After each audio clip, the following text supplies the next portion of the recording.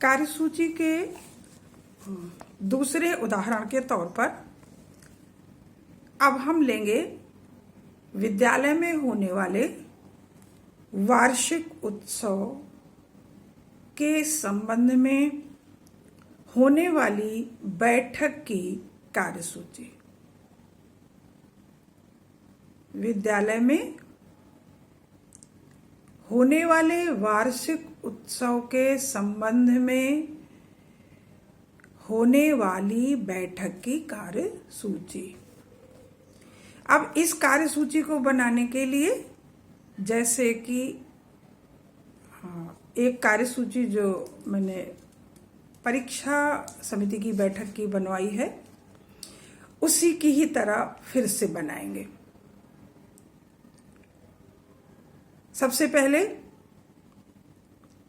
बताया था बैठक की तिथि एवं समय,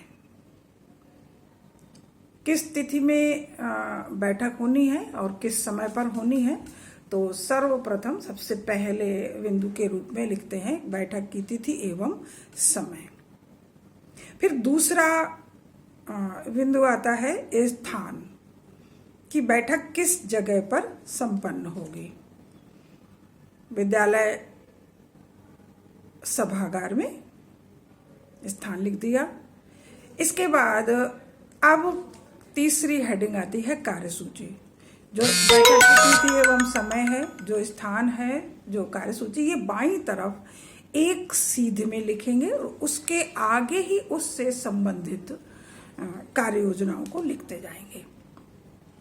तो पहला हो गया बैठक की तिथि एवं समय, दूसरा स्थान, तीसरा कार्यसूची। अब कार्यसूची में सबसे पहला बिंदु होगा समिति के सदस्यों का स्वागत।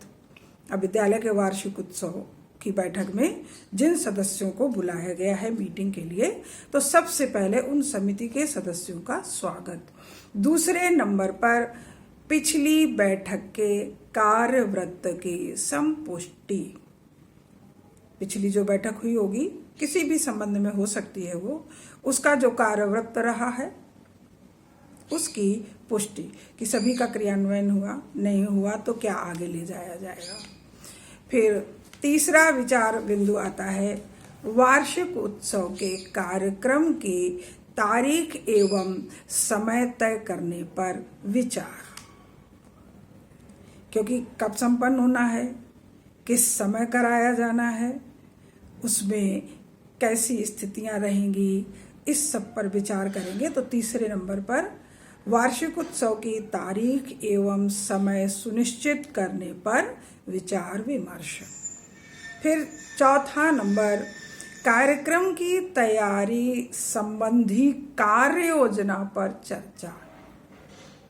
कार्यक्रम की तैयारी संबंधी कार्य योजना पर चर्चा, कि वार्षिक उत्सव में सांस्कृतिक कार्यक्रम होने हैं, किस प्रकार के होने हैं, उन कार्यक्रम की कौन तैयारी कराएगा, कितने पार्टिसिपेंट्स होंगे, किस किस तरह की उसमें तैयारियां होंगी, बच्चों का वेश होगा, बच्चों का आना होगा, कितनी संख्या होगी, कौन प्रभारी होगा, कौन उसका तैयार कराने वाला होगा, आदि समस्त विषयों पर चर्चा होगी। तो पॉइंट्स हुआ चौथा कार्यक्रम की तैयारी संबंधी कार्य योजना पर विचार विमर्श, कार्य योजना पर चर्चा। अब पांचवा विचार बिंदु इसके लिए होगा आमंत्रित अतिथियों की सूची बनाना, क्योंकि वार्षिक उत्सव में अतिथियों को बुलाया जाता है उद्घाटन के लिए, समापन के लिए, पुरस्कार वितरण के लिए या कार्यक्रम के दर्शन के लिए। तो आमंत्रित अतिथियों की सूची बनाना, उनकी सूची बनानी है, उससे संबंधित उनको कैसे बुलाना है, कब कब क्या करना है, किसकी जिम्मेदारी होगी, ये सभी इसका निर्धारण। तो इस विषय पर चर्चा।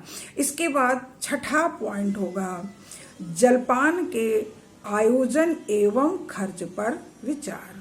अब वार्षिक उत्सव में कुछ जलपान आदि की भी व्यवस्था करनी रहती है, तो उसके जलपान पर कैसे खर्च होगा, क्या होगा और आयोजन पर कितना खर्च आएगा, यानी आर्थिक विचार विमर्श, कितना बजट बनेगा, बजट बनाना रहता है, फिर उसे स्वीकृत कराना रहता है, इन सारी चीज़ों पर इस बिंदु पर विचार विमर्श करते हैं। फिर इसके बाद में अब वार्षिक उत्सव में खर्च का ब्यौरा भी हो गया, अतिथियों का भी हो गया, अब अंत में क्या बचा, और अध्यक्ष महोदय की अनुमति से अन्य विषयों पर चर्चा।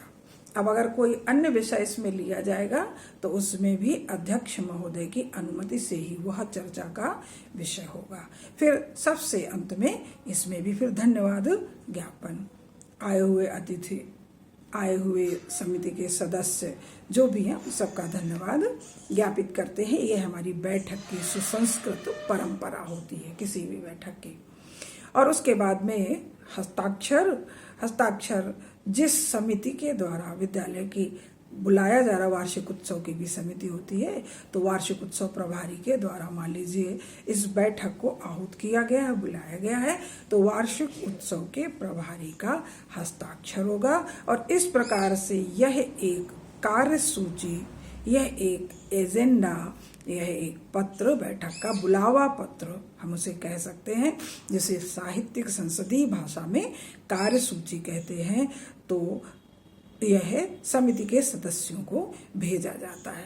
तो इस प्रकार से इन 2 कार्यसूचियां, हमने बैठक की कार्यसूचियों का आपको उदाहरण दिया, तो आप लोग भली भांति से सुने, समझें और लिख लें।